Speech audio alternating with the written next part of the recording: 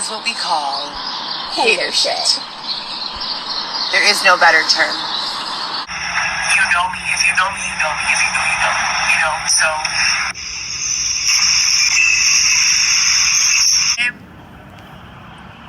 Was it 2022 or 2023? Babe. Xavier. Do you remember? Are you fucking having narcolepsy or something? Like you're just randomly dozing off. Ready for work.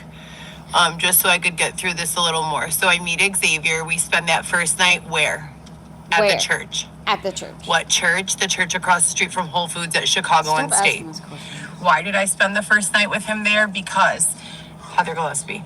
Because I didn't trust that he was actually taking me to a real safe house, and I didn't want to get raped again. And any other time that these fucking men, guys, boys, oh my god, scumbags had promised me assistance, they took me to a safe place without asking for anything in return, claiming that I'd just be able to sleep, and then they sexually assaulted me. So I was apprehensive and afraid, and I did not want to get raped again. And this is the truth. This is not a lie. This is not a story. This is not a ploy for attention. This is reality. I spent several weeks at Xavier's father's house, which was referred to me as a safe house when I first agreed to go there. In those weeks that I was there, I never saw Xavier's dad ever. Is that why you popped in whenever he was in the shower? Dad was the day that we had to leave, if we're being honest. Okay, no. And what would we do while I was there? The same thing I was always doing, applying for work, desperately applying for work. And I'm someone who was running multiple businesses, staffing agencies, events and promotions, seriously, working in promotions actively, selling content and sexy content, spicy content sales. I'm so tired of hearing about all sexy of this content. On the heels of a 6-year career at Northwestern as the administrator of endocrinology and rheumatology, fitness, personal training, and a 10-year career in healthcare overall, besides the 6 years at Northwestern, or including the 6 years at Northwestern. Shut up, or just go back to Northwestern, who sits around. I've always been dynamic. You actually don't. And you probably while should Xavier not. and I were waiting for his brother, the district attorney, to kind of come through with instructions on how this case was going to get into court, mind you, I had already gone to the DA and the state's attorney's office and in person been declined the opportunity to even speak with someone multiple times. The Daily Center, the courthouse in Arlington Heights, Cook County. Xavier, what are you doing? And I had attempted to involve other counties and jurisdictions, Lake as well as DuPage. I wonder if he's drawing. I even got as desperate as to go to Georgia seeking shelter because I was being locked out of the shelter system here in Chicago. And as I said, forced to walk around until I got so exhausted that they looked the other way while I was sexually assaulted. And if I wasn't being sexually assaulted by someone on the player game side, I was being harassed and stalked by an investigator or one of their investigators. I would be so exhausted. Xavier and his little scars. Go to sleep in the middle of the fucking grass because I would have been up for 3 days, terrified that I was going to get raped again. And you look like you've been up for 3 days. Throw balls at me or like run bikes over me while I was asleep or whatever. Xavier, what are you doing? So we're now in 2000. Oh yeah. Okay. So Xavier and I are there at the Stone Street address, and that's a safe house that we're waiting for his brother to come help us. And randomly, with little or no warning, one morning, I wake up and something just feels different. And I have this sixth sense that they're going to fuck with us. And of course, they curate this giant, fake, dramatic production. Okay, be quiet, Heather. I'm trying to figure it out. It looks, I'm trying to see if Xavier's trying to roll a blunt, because I'm wondering if that's why he opened the door to cut it, and now I'm like, my eyes are just watching Xavier, see what he's doing. So if anyone's interested, watch Xavier. I'm like trying to listen to her, but like watching Xavier. Investigator or one of their investigators. I would be so exhausted, I would go to a park and go to sleep in the middle of the fucking grass because I would have been up for 3 days, terrified that I was going to get raped again. And they would let their kids like throw balls at me or like run bikes over me while I was asleep or whatever. I've been bullied from both sides. A kid threw So his we're ball now in at me. 2000. Oh yeah, okay. So Xavier and I are there at Watch, the look. Stone Okay, look at his Street hand. address. Look. And that's a safe house that we're waiting Okay, for now his he's brother to rolling. come help us. You let him smoke and everything in with your car? little or no warning, one morning, I wake up This and bitch gonna something be just taken feels away. different. And I have this sixth sense that they're going to fuck with us. Look, and of now course, he's they putting it in. curate this giant, fake, dramatic production and have his dad say that we have to leave. And I'm saying this is supposed to be a safe house. The DA is supposed to be helping with this, blah, blah, blah. Law enforcement shows up. You could see all my belongings on the video where law enforcement shows up. Now you know that I had all of these items, and there's proof that restitution is owed. Because following law enforcement showing up and telling us that we had to go, and me saying, what the fuck is going on? I've been getting raped, robbed, beaten, sexually assaulted, physically assaulted, financially assaulted since 2019. When is this going to end? Extorted by cops, all this stuff. And they just kind of always answer like, huh, you know, like they've definitely seen and heard things like this going on before, and like they don't give a fuck is the way that, you know, it felt to me. And then when I would like start to lose hope and like start to give up is when they would come back through and kind of backpedal and kind of try to at least make face, you know, save face. So that day, my belongings were all in a Rubbermaid bin, and they were left in a safe location in the bushes at one of these high rises, with a note that had my phone number and said that I was going to come back with a ride to pick it all up and please to leave it there. And it was all stolen. I've never done drugs. I'm going to end section 8 here with us having just had lost the twins to preterm labor and me being a full-time employee of Getir. Xavier was working at Jimmy John's delivering sandwiches, and his manager was keeping his paychecks. So I'm going to end it right there. That was 2022, December. So Xavier and I had only known each other for 5 months at that time. But I will pick up with 9 out of 12 tomorrow. We have court this week for Weston. This is court date number 22. What's today? Thursday? 22 court dates so far, and 0 has been accomplished. Right? That says a lot about you. Well, I finished all of the recommended services that they've asked us to do. Successfully completed them with letters of completion and certificates of completion. And I'm just finding out from my attorney that 6 months ago they filed a motion that's going to be heard supposedly tomorrow. It's all bullshit. Everything that they do in this court date is all like, it makes no sense. They know that they're in the wrong for keeping my child from me. They know they have no ethical or legal legs to stand on with regards to continuing to do so. And I'm standing here in my trunk right now. I have a service plan that says Weston's suggested return home date was last year on his birthday, and another one that says this year on his birthday, which is in 2 months. I've had an apartment for over a year now, so they can't use houselessness as the issue. I do drug tests randomly and have never failed the drug test. The only thing I ever test for is weed, which is legal in the state of Illinois. Also do other stuff, I've drank 2 times in the last 3 years. That's a lie. Alcohol. I don't party. I don't do drugs. I show up to every visit. I work a full-time job, 50 plus hours a week. Please give me back my child now. And if you can't, where the fuck is the rest of the United States of America when I need advocacy? Because if this was going on with one of your family members, I guarantee you would be waiting for someone to jump in.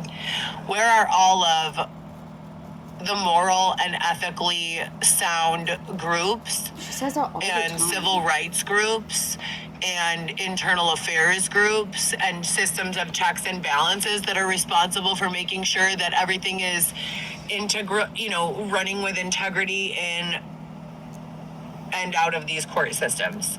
Where is all of that? Where are you guys? Where is my advocacy team? And when does this giant battle that I'm fighting get to be over so that I could focus on building businesses and that's what you're focusing on. See, that's your problem. See, you're already making fun and memorable experiences for my children. That's where my energy should be going. Go back to the business. Making a great life for myself, earning a fair, decent living wage. Money, that's all you care about. An image. materialistic shit. Supporting my family, you know, and moving forward. But I haven't been permitted to do much of that, and I've been in the line of fire more than not, you know. So that's the update. Sponsors, please tap in. I don't know. I know there are people way smarter than me who can identify, you know, more practical solutions for the things that have been going on. Please tap in and help my family and I. In addition to that, they've been running my interaction with Vivi on like repeat for the last several years. Girl, it's like up like this. Nothing ever happens. They just invent and curate reasons for us to be argumentative with each other. It's like my life has turned into someone's like sitcom or reality show special or like source of entertainment or like a shield from whatever the fuck they have going on. And I'm just... My father had cancer. 80% of his jaw was removed a month ago, and they rebuilt it with bone from his femur and tibia. My sister had to take a leave of absence from work because of that. My mother was let go of her job at Crunch Fitness. They absolved the position after only 2 weeks and 13 years with Export Fitness, and Export went out of business. And she got a new job, so that's good. Thank God for that. But I have been working 7 out of 7 days a week to sustain, you know, having a roof over my head and my car being paid, and I'm still not making even whatever the federal minimum wage is on some days. So we have a big fucking problem here. I don't know if it's specific just to my life or to the entire country.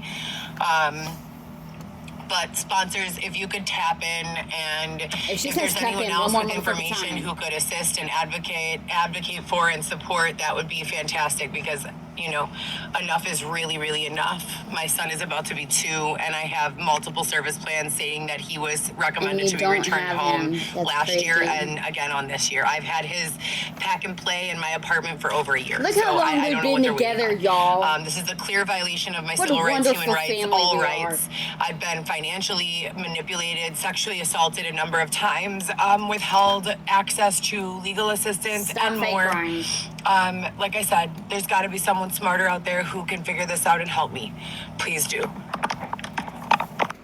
Heather Coco Senza, 1 Heather GEEHLGB Law. Stop doing that. It's so annoying. It's Wednesday, December the 10th. Hurry up, I have court tomorrow, December the 11th, with regards to Weston, my almost 2-year-old son, who was separated from Xavier and I at 3 days old on our last day of the hospital after I gave birth, under the allegations that I was mentally incompetent to be a mother, despite the fact that I have participated in all of the services as requested and ordered by the courts. We've still not been given any increase in our access to our child. We still only see him 3 days a week for 2 hours each visit, and sometimes they cancel on Fridays. So that's been the same. The very first judge said that we would have unsupervised visits beginning immediately. My doctor of over 13 years testified on the stand under oath that I didn't have any qualifying, or rather disqualifying, medical conditions that would keep me from being a parent to my children. This will be our 23rd court date tomorrow. 23 court dates tomorrow. So I'm just trying to get in some Uber driving. I have not been able to leave Xavier because someone stole his cell phone, and he was having like severe mental health crises when I would leave him to go work driving regular Uber. So I've been doing Uber Eats and DoorDash. But I need to redo my DoorDash application because when I changed my phone number, for some reason it won't let me update it to the new number and like keep the same account. It keeps saying that I need to re-register. So that's going on. Alexis, my 12-year-old, allegedly moved out of the city of Chicago. Her father bought a house in the suburbs, and I have not been able to speak to her for 3 or 4 minutes, for longer than 3 or 4 minutes, in quite some time, actually. It's been really ridiculous, if we're being honest with each other. I have these intermittent, ever since you know who, the release of Dylan Smith and the show Love After Lockup going on the air, my life has not been the same, and not in a good way. Like, it's been really fucked up. Things intermittently get better and worse, but bro, it has been fucked up. My kids lived with me prior to all of that, full time. So to be going through this, it's just been really wild. There's no clear explanation for what's going on when these intermittent lapses in communication begin. There's no warning for them. There's no one saying, okay, we're going to close off your phone for the safety of yourself, your children. Okay, you know, this is going on or that's going on. There's just a lot of fucking bullshit. A lot of what I believe to be trackable, traceable, data collectionable explanations. If we can track, you know, when these intermittent lapses in communication began last time, we can get a better idea of why they continue to go on, because there will be like 6 to 9 months of no issues with communication and everything is going back to like normal. And then randomly, with no warning, it's like I'm dealing with the situation as if it were the first time it ever took place, and it's definitely not. This has been going on cyclically since 2000 and I would say 15. And then it kind of broke, you know, into a kind of larger issue in 2019 when Dylan got released and the show Love After Lockup hit the air. So tomorrow's court again, intermittent communication issues with Alexis. Vivi moved to the burbs as well with her significant other and the baby, and my son is still with his dad's brothers and parents. And then, you know, he's 17, Vivi's 19. The problem that I'm having is that I really don't care how old you are. If you're my child and I gave birth to you, I feel as though I have a responsibility to know what's going on in your life, if you need help with anything, if everything's all right. You know, do you have food? Did you eat dinner? Do you have homework? What's new? And since 2019, when he came out of prison, all of the roles in my life have just been like rewritten, and it's been like not me that's been doing it, and I don't have a clear understanding, ideology, or explanation for how to make it what I want it to be, you know, what it's always been, or even if that's what like I want it to be anymore. So I don't know, you guys, it's just been fucking weird and wild, and I have so many things that I want to be doing, consulting, healthcare consulting, from an administrative, clinical, and technological perspective. I'd like to get involved in the development of application-based software for the purpose of tracking, monitoring, and even curing illness, disease, etc., and so forth. I just have a lot of desires, and building websites is something I'm good at.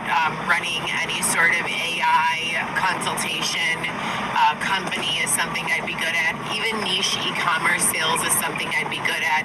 Content creation is something I'm great at. Campaigning and marketing and managing these campaigns I'm fantastic at.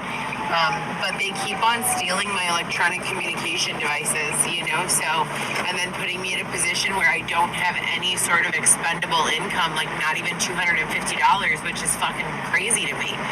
I don't understand how one day I can be trusted to go pick up $40,000 of cash and bring it from one location to the other location, but I can't be trusted to have my own MacBook Air. Like, what's really going on here? You know, I can't get approved for a line of credit for 50 G's or 100,000. You know, it doesn't make sense, but a person coming out of prison can get an Apple Card with a $20,000 credit limit 3 days after their release date. Like, what the fuck is really going on, you know? And I have a million other questions just like that, but for now, that's what I have going on. I am behind on all my bills. So my cell phone is paid up to date, my car payment is paid up to date, my car insurance is paid up to date, but I am 2 weeks behind on my rent. So I'm fucking tripping about that. Every single day, I haven't taken a day off in 10 months. 10 months. Last week I worked 55 hours, the week before 54 hours, and I'm not spending frivolously. So it's like, what the fuck is wrong with the world? And it's Christmas month, and then they just told me that I had to pay $200 for 2 new air filters and a new oil change, synthetic only, for my car. So I needed to pay $190 something, and then they gave me a $27 off coupon. Shout out to Jiffy Lube. But the point is, I need more money right away, and I have 4 children. So if the money I'm making is just barely enough, we're doing a delivery to the projects. If the money I'm making is just barely enough to survive, then that's not good enough. I have 4 kids. Hi. Thank you. Heavy Eleanor and says. So, anyways, now you guys know. I just wanted to give you an update.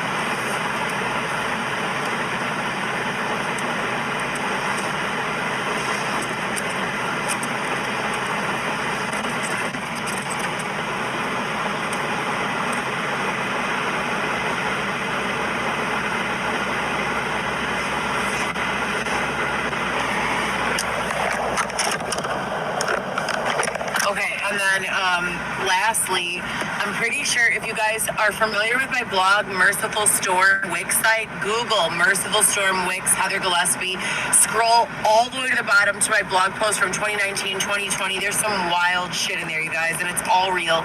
Really fucking crazy wild shit. I think they're trying to engineer Xavier into being like a Dylan number 2.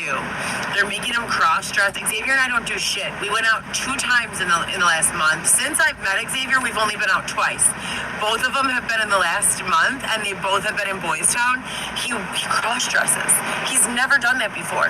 And they're like going loosely based off of the blog post I wrote where I referred to Dylan as X. I referred to Dylan as X. I didn't even know Xavier at that time. And now everyone's referring to Xavier as X. So I feel like they're intentionally trying to cause a lot of confusion surrounding my case. But I gotta go, you guys. Have a great night.